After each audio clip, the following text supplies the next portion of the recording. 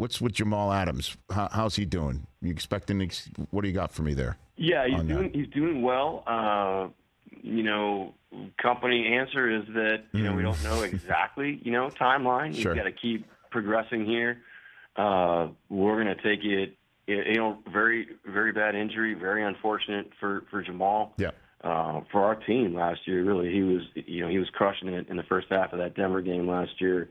You could see the intensity and you could see the difference maker that he truly is early in that game. So we really missed him and throughout the season. But he's working his tail off. We want to be really careful with this. It's been 2 years in a row where he's been banged up now.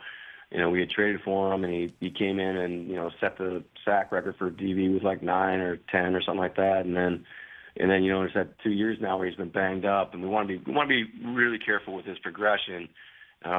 So training camp, I'm just not sure. We'll see where he is when he comes in for the OTAs.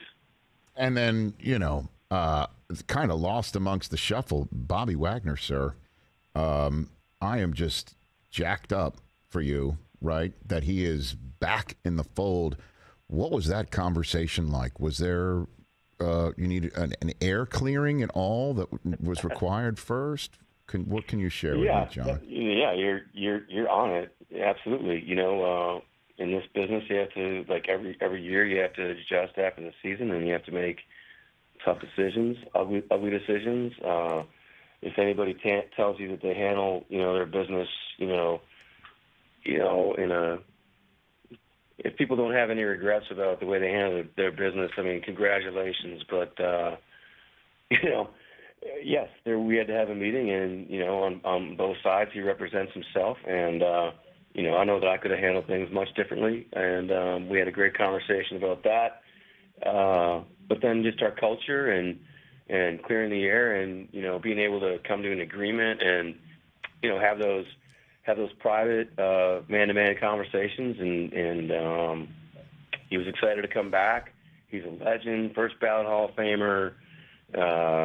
When we played down there with the Rams, you could see the guys after the game were all basically standing in line to hang out, and especially the young guys like Tariq and Ken, they couldn't wait to meet him. So having him back in the building's awesome, not just for the players, but for the Dave Pearsons and the Eric Kennedys and everybody in the building, the cafeteria, Stu and this cafeteria, everybody's just really excited to have him back in this building. And I'm sure the city as well. Again, when we find out the schedule as a human race tonight, I can't wait to see the first home game, when that's going to be.